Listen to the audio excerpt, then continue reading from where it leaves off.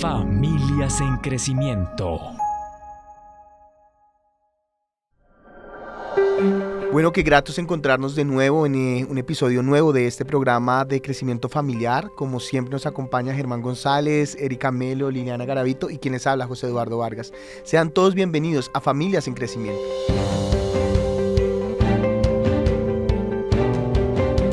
En el primer programa vimos cómo el concepto de familia o la familia como concepto es una inspiración divina, pero vemos cómo también el Estado colombiano incorpora este concepto dentro de su jurisprudencia.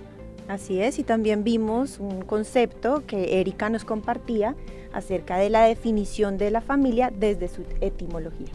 Abordamos el concepto de familia nutricia o familia funcional, que también es súper importante para cuando hablamos de crecimiento en nuestras familias.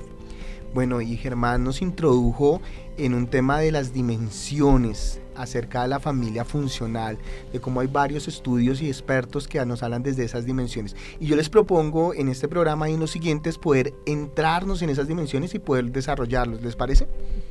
Claro que sí, excelente. Y hay una de las dimensiones que es la afectividad familiar, esencial dentro de la funcionalidad, y hay unos datos que el Instituto de la Familia recolecta a través del mapa de la familia. El Instituto de la Familia es de la Universidad de La Sabana y nos hace una pregunta, yo la quiero plantear aquí en la mesa y luego les digo qué resultados dio.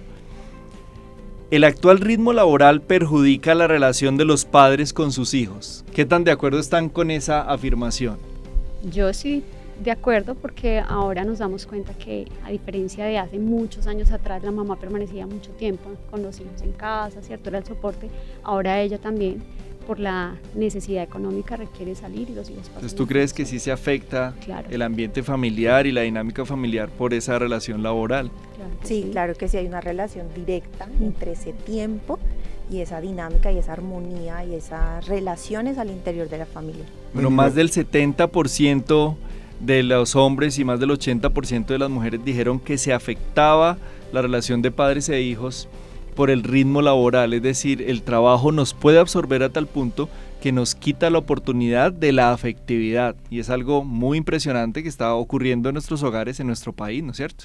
Bueno, pero a mí me gustaría preguntarle a Erika que tú nos pudieras ayudar con cómo podríamos definir afectividad para nuestros oyentes y para aquí los presentes. Bueno, la afectividad podríamos definirla como esa capacidad que tienen los miembros de la familia para expresar sus emociones, sus sentimientos. Sabemos que las emociones no son buenas o malas, tiene que ver más con cómo se expresan, si se expresan de manera adecuada o inadecuada. La afectividad en ese caso es hacerlo de manera adecuada y principalmente centrarnos en esa emoción del amor, que al mismo tiempo es un principio dentro de la familia.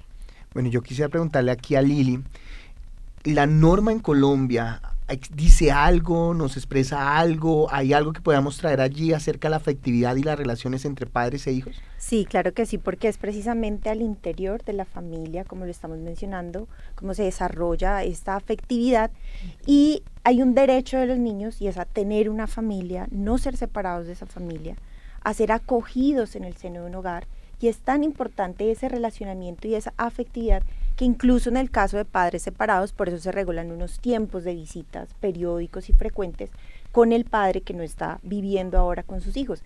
Esa es una de las relevancias que tiene y que la norma contempla y prevé. Wow. Lilianita, justamente hay una cita de la escritora cristiana Elena de White que se relaciona directamente con ello. Dice: deben cultivarse persistentemente cada día la paz, la armonía, el afecto y la felicidad, hasta que estas preciosas virtudes, y me llama mucho la atención cómo lo denomina, virtudes preciosas, se arraiguen en los corazones de los miembros de la familia. Wow, qué importantes los aportes que ustedes llegan a este debate, pero me gustaría preguntar, Germán, ¿qué importancia tiene la afectividad en nuestros hogares, en la construcción de nuestras familias? Bueno, son famosos los experimentos que se han hecho con niños que reciben afecto, con otros que no reciben, cómo se enferman más, los otros son más saludables. Es decir, la afectividad es esencial para el desarrollo humano a nivel biológico, a nivel emocional, a nivel de crecimiento. El desarrollo integral del niño se basa en la afectividad. Una persona que es amada se desarrolla correctamente. Es algo que es muy impactante porque una persona no puede sobrevivir sin alimento, no puede sobrevivir sin comida, pero podríamos decir que a nivel emocional tampoco puede sobrevivir sin amor. El desarrollo cognitivo está directamente relacionado también con la afectividad en la familia. Entonces, la salud de la familia y la salud de los niños y también de los adultos depende de amar y ser amados, porque no es solamente recibir afecto. Una persona tiene que estar en capacidad de dar afecto a otros, saber cómo hacerlo de manera positiva, ¿no es cierto? Entonces es esencial, indispensable para la salud familiar. Y para... Adelante, Erika. Justamente en la oportunidad anterior hablábamos de la familia funcional y la familia funcional cumple un propósito. Entonces, cuando los niños tienen esas carencias, no logran cumplir esos propósitos que debieran generarse desde el núcleo familiar. Y ese tema, digamos, de esos apegos que habla la psicología en esa primera etapa, un brochazo muy elemental frente a ello, porque hace parte pues, de este tema fundamental que estamos hablando hoy. Sí, realmente la necesidad que tiene el niño, incluso desde su formación en el vientre, de ese afecto, de sentir que su mamá está siendo amada, porque fíjate que no hablamos solamente de una relación entre padres e hijos, sino en la pareja y cómo esto se va generando allí y se proyecta hacia los hijos, es súper importante. Cuando los niños crecen desde el vientre, con ese amor, con esa aceptación, con ese sentido de sus padres, de que están cerca, de que lo aman, de que lo esperan, pues obviamente se va generando allí una pequeña semilla ya de fortalecimiento en su carácter, en sus procesos cognitivos, en su parte física, como tú lo mencionabas, el desarrollo del lenguaje. Bueno, aquí me surge una pregunta y es cómo podríamos identificar o cuáles son esos síntomas tal vez que nos pueden identificar que no hay suficiente afecto o que hay carencia de afecto dentro de las relaciones familiares. Bueno, justamente lo que acaba de mencionar, cuando hay esa carencia, no podemos decir que a todos los individuos que van a estar carentes de afecto les va a suceder esto, pero sí se tiende a ello. Son personas que tienen más dificultades de socializar, son personas que tienen problemas con la parte del desarrollo del lenguaje, hablando de los niños, que ya lo mencionaba hace un momento. También pueden generarse ciertas necesidades en el ámbito atencional, ¿cierto? Y de la concentración en el ámbito educativo, mencionémoslo así. Fíjate que esa afectividad puede llegar a ser algo imperceptible o intangible que podemos pasar fácilmente por alto, pero tiene un impacto muy grande en el desarrollo y en lo físico, en lo intelectual, en lo cognitivo, y precisamente una relación afectiva débil, una carencia afectiva, puede dar lugar a que haya depresión infantil, que hoy por ejemplo vemos tanto, y llevándolo ya a un plano normativo, ese abandono emocional afectivo primero es catalogado como un maltrato y segundo puede dar lugar a que los padres sean privados de sus derechos como tal, de la patria potestad sobre sus hijos al presentarse este tipo de abandono. Wow. Bueno, y ahora me gustaría avanzar un poco en cómo serían o qué consejos podríamos darle a nuestros oyentes para tener una expresión de afecto, una expresión de amor correcta, una expresión que construya o que ayuden a construir esos lazos de afectividad al interior de nuestras familias.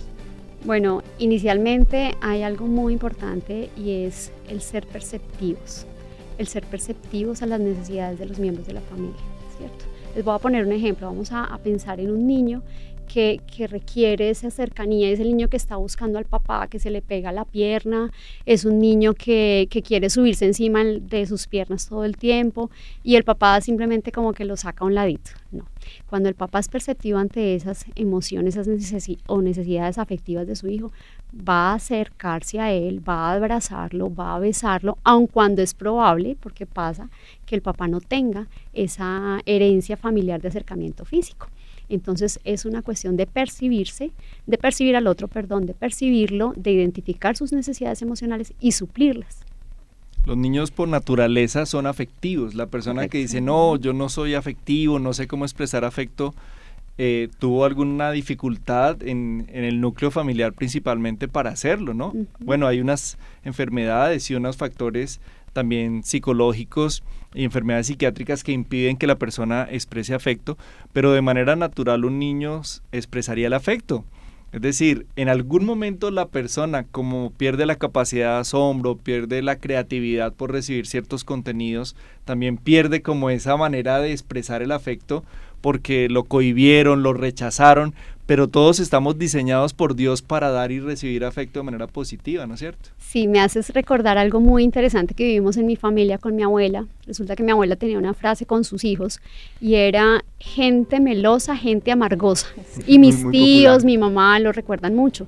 Sin embargo, conmigo ella era muy afectiva. Digamos que con la única miembro de la familia que era afectiva, pero yo me acercaba a ella. Yo iba y la abrazaba, yo la peinaba, la molestaba, me acercaba y ella era muy amorosa conmigo. Entonces, relacionado con lo que mencionas, es así, definitivamente esa necesidad de acercamiento, de afectividad está allí. El punto es en qué momento se pierde esa oportunidad de expresarlo, de buscarlo. Claro, pues se requiere tener conciencia del hecho y que la persona que dice yo no tengo la capacidad de dar afecto, sí la tienes, pero tienes que desarrollarla, no importa la edad, hay que estar dispuestos a aprender a abrazar, aprender a besar, aprender a decir te amo. Yo les confieso que como hasta qué edad, como hasta los 30 años quizá, yo no decía te amo a mi familia, no le decía te amo. Y un día mi hermana tuvo un accidente y estuvo a punto de morir pues en una estrellada. Y me asusté mucho y yo ese día empecé a expresar, como que se abrió un dique y empecé a llorar, me di cuenta que no le decía a mi familia que te amo. Ese día fue el día de quiebre para mí y empecé a decirles te amo. Y ahora me encanta hacerlo, pues con mi esposa lo hago también, por supuesto, pero aprendí a decirle a mi familia que la amaba. Y ahí está una de las maneras de expresar afectividad, es estando para la persona, que el otro sepa que estamos ahí, lo hemos llamado el regalo de la presencia, ¿cierto? Estoy aquí para ti, puedes contar conmigo, te miro, dejo a un lado mi celular y estoy presente porque te amo y quiero expresarte de esa manera que cuentas conmigo, ¿no es cierto? Así es, todo desde esa percepción que mencionabas y el estar conscientes. Y el otro aspecto, otra clave que podemos traer es el perdonar y olvidar las equivocaciones. No traerlas de nuevo, no traer ese pasado, sino desde el amor, la comprensión, también brindar, ¿por qué no?, un apoyo para que esa equivocación se convierta en un aprendizaje y pueda ser expresión de la afectividad también. Lili, y justamente podemos pensar que se habla hacia los niños, pero también puede pasar en la pareja, ¿no? Claro. Que la esposa se equivocó, por decir algo, y el esposo entonces sí queda allí como con la cosita, mira, es que la próxima vez puedes volver a caer en eso, puedes fallarme, o viceversa. Y entonces la mujer está allí recordándole qué necesario es aprender a perdonar y olvidar, ¿cierto? Ese tipo de situaciones. También hay otro elemento y es el estar en sintonía con las emociones del otro. ¿Por qué? Porque puede ser que las emociones que el otro expresa ante ciertas circunstancias no sean las mismas que expresamos nosotros ante las mismas circunstancias. Les pongo un ejemplo. Pensemos en un niño pequeño que le roban o le quitan la pelota en el jardín y entonces empieza a llorar, llegan a recogerlo al jardín y está llorando, y el papá simplemente le dice, no, mira, eso es algo sencillo, tú tienes pelotas en la casa, no importa, pero a ver, hay que hacer un alto. Para él eso es significativo. Para él eso es significativo. Es como si a ti te estrellan el carro. O sea, es un problema tan grave para él como lo es para ti esto. Entonces, qué necesario es aprender a bajar a ese nivel o incluso con la pareja y entender que la forma como cada individuo expresa sus emociones ante ciertas circunstancias no es igual. Entonces debemos ser sensibles ante poder de la empatía, ¿no? Correcto. Claro que sí. Y bueno, hemos desarrollado varios aspectos, el tiempo es muy castigador en estos espacios y me gustaría cerrar o darle el espacio a Germán para que tú puedas cerrar con un escrito una clave, un escrito acerca de la empatía, acerca del amor y acerca de construir las relaciones en la familia.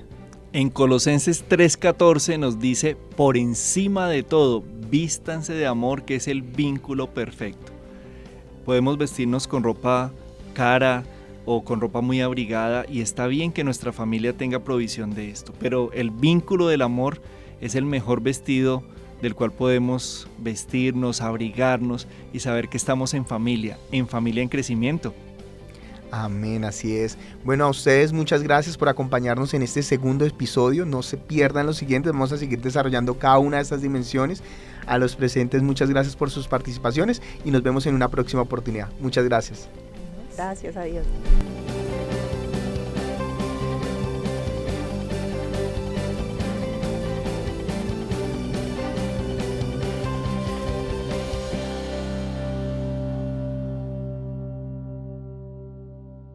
Familias en Crecimiento.